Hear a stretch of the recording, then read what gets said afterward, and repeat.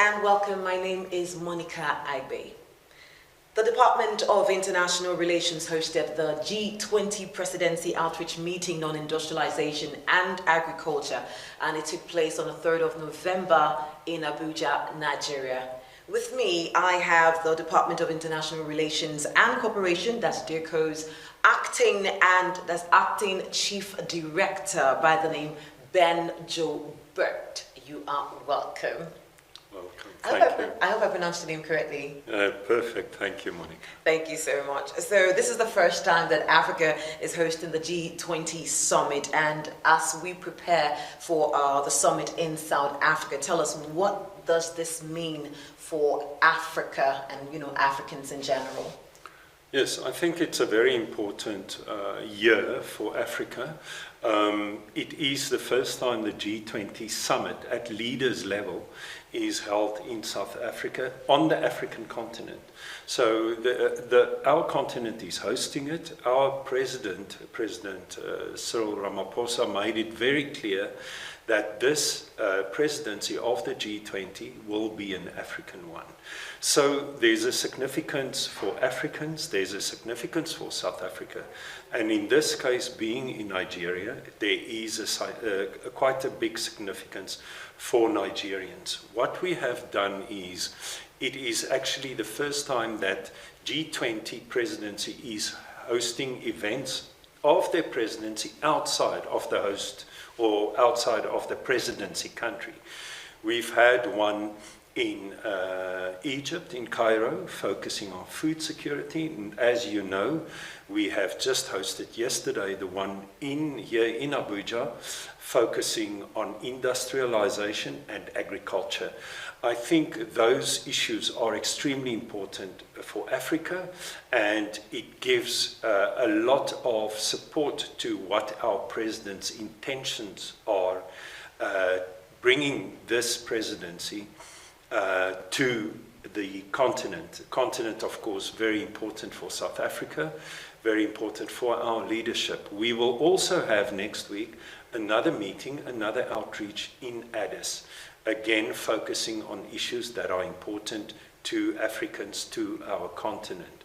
So I think it means a lot for South Africa, it means a lot for Nigeria, and it actually means a lot for Africa as a continent. We should remember that South Africa is the last country in this cycle of G20 presidencies. So we are concluding a cycle of the not only of the G20 as such, but also 4 countries in a row, starting with Indonesia, going to India, going to Brazil, and now South Africa, 4 developing countries focusing on the idea of sustainable development for our people, for our continent.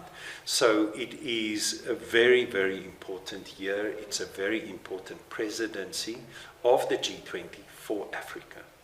Thank you very much. So the outreach which took place in Abuja on industrialization and agriculture, can you please share with us the resolution, the outcome of the meeting and possible implementations? Yes, I think it was a very good discussion we had yesterday. Of course, we had very valuable knowledge partners. The UNDP contributed not only in terms of the realization of this event, but also in terms of the substance. So likewise, the UNIDO also did that. So what we saw in yesterday's discussions, it was actually a frank exchange of ideas.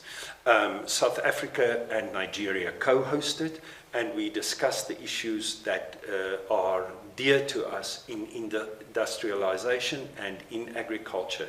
There are gaps in terms of infrastructure, there are gaps in terms of financing, and these issues we put down in paper. UNIDO had very specific proposals, very specific initiatives, and I think if I look at the support we got for the event from the G20 members, from the invited countries, and from the international organizations and our knowledge partners, it is evident that there is out there a lot of goodwill towards our continent and also towards our presidency. So South Africa's presidency is actually very, very privileged and grateful for the opportunity not only to bring the G20 to the continent, but also for the support that we got. As you know, in yesterday's meeting, there was many African countries. In fact, all the African countries were invited and they attended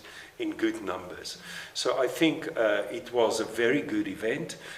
We are going to take the outcomes of the event back to our Sherpa in South Africa, back to our principals, and we are going to report to the other Sherpas in the 4th Sherpa meeting about the outcomes of this event, and also see to what extent we can capture what we have done yesterday in the actual summit deliberations of 22 and 23 November in Johannesburg. Let's bring it back home to Nigeria. What is the impact of this summit, on the Nigerian economy? I don't think we must look at it in that sense of an economic impact. What is important, I think, is first of all that Nigeria has hosted an event like this, co-hosted with South Africa, and that they have been with us as an invited country throughout our presidency. So from the word go, from the 1st of December, Nigeria was invited as a invited country of our G20 presidency. So I think there is value in terms of the global stage that Nigeria has joined. And by the way, Nigeria and South Africa join other multilateral or multipolar platforms. For example, since 1 January 2025, Nigeria is also a partner country in the BRICS formation. We are actually very fortunate to have in BRICS and in G20 African countries like Nigeria, like Ethiopia, like Egypt, in other formations outside of the UN. And those multipolar formations are not anti-multilateralism or anti-UN. They are there to support our ambitions in the UN. So for us to have those in G20 and in BRICS, in this case Nigeria, I think is for us a bonus, a massive bonus. And I think Nigeria also looks at it that way, in terms of the support that we can give to each other, and also the prominence on the global stage. So those are the benefits, I would say, for Nigeria and for the Nigerian people and the Nigerian government. Bilaterally, by the way, also a very important partner for South Africa on the continent. Okay, so let's talk about the summit happening in South Africa this month. Tell us more about it. What should we expect? It's going to be a very big summit. Our president has invited several countries in addition to the invited countries and of course the G20 members and the international organizations. So it's a big summit. It's a big G20 summit. I think there's about 67 delegations that will be attending. We are still very ambitious in terms of the outcomes of the summit, in terms of a leader's statement, leader's declaration for the G20. And of course, we are following Brazil's example of hosting, prior to the leaders' summit, a G20 social summit. And if you look at the numbers in the G20 social summit, it is actually bigger than the leaders' summit. So for us, it's a bit, or a little bit, a reflection of how we work towards our democracy and our freedom in the early 90s. It's a whole of South Africa approach, and it's a whole of society, and it's, in this case, also on all the levels, civil society, governments, and other platforms like business. It is an event that is really global in all the senses possible. So it's going to be a very big summit. It's going to be a very prominent summit. And South Africa is hopeful that everyone in the G20 ecosystem, let's call it that, will be in this summit and have a voice in this summit. All right. And of course, Nigeria will be there as well. Definitely. Thank you so much. Okay, now, few words for the Nigerian government and the South African government. Well, I think that will take us to a bilateral level. You know, it's very evident that South Africa and Nigeria enjoy a very high level of bilateral partnership and engagement. Sure, I think it's a week ago, or 2 weeks ago maybe, our Deputy Minister, Moraka, was also here to boost those ties. So I think what I can say about Nigeria and South Africa is that we have the best intentions and objectives to keep on growing the bilateral profile, the prominence of Nigeria in South Africa and the prominence of South Africa in Nigeria.